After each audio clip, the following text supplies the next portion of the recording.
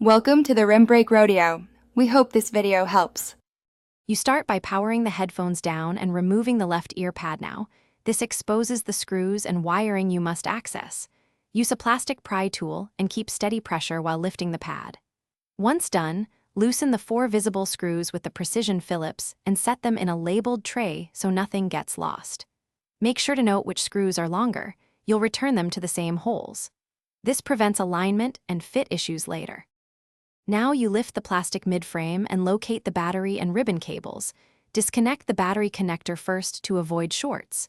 You will inspect the ribbon cable and solder joints closely under strong light and a magnifier.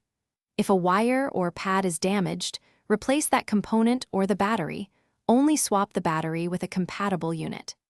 Use flux and a fine-tip soldering iron to repair pads. Then check continuity with a You reattach the ribbon and reconnect the battery, ensuring connectors seat squarely and there's no pinched cable. Replace the mid-frame and tighten screws to their original positions, then refit the ear pad. Once assembled, power on and perform a factory reset, then update firmware using the Sony Headphones app to rule out software faults. If it still fails, reopen and recheck connector seating and solder joints. As a key troubleshooting tip, try a known good replacement battery or clean the contacts with isopropyl alcohol.